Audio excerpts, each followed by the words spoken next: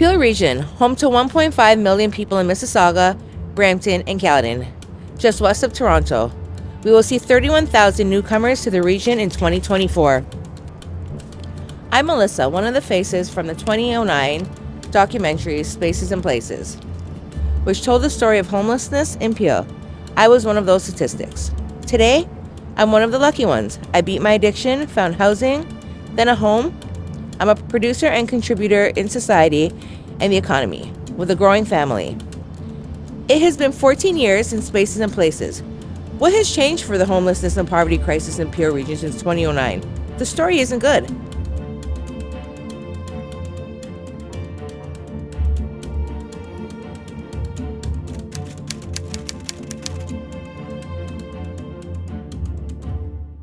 So I would say like in the last 10, 11 years, we've really just seen the problem triple, quadruple, and it's not going to get better anytime soon. You know, we've got a housing crisis.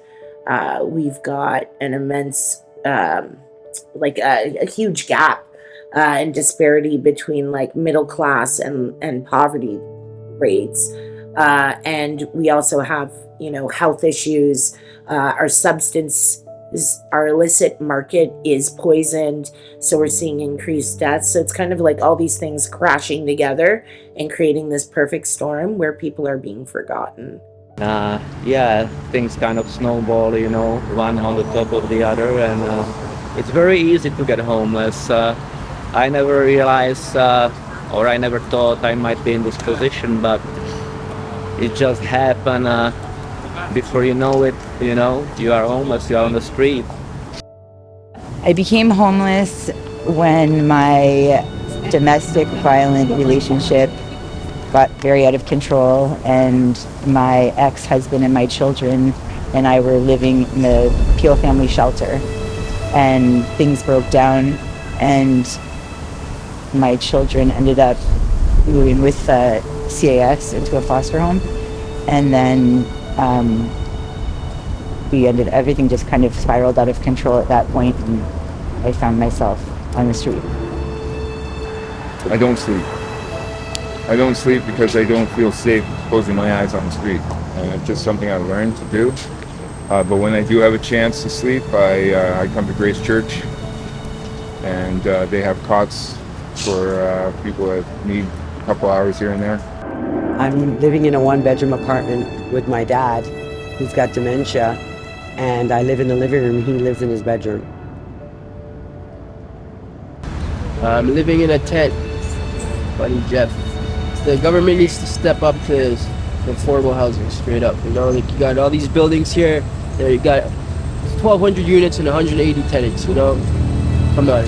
The levels in government, they need to, I believe, have more housing workers or more support actually in the field, on the street, dealing with people one-on-one, making it so that you don't have to go through channels or call this number, that number, this number to get to that source.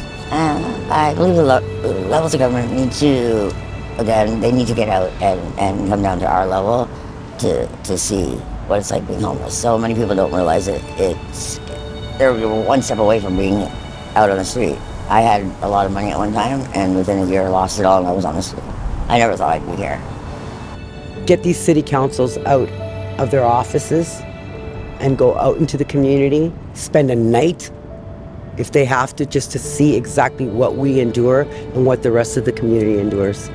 Some of the major challenges I'm facing with homelessness right now are, well, exposure is a big one now that it's getting colder again.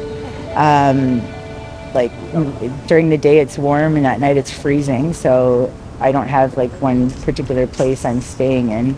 I'm finding it harder and harder to find even friends to, you know, couch surf with, like at their houses, and going without sleep because not having a safe place to sleep.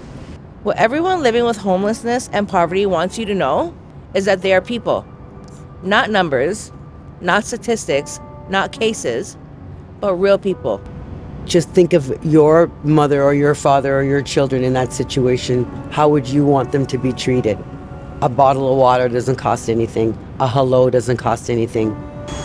We're not bad people.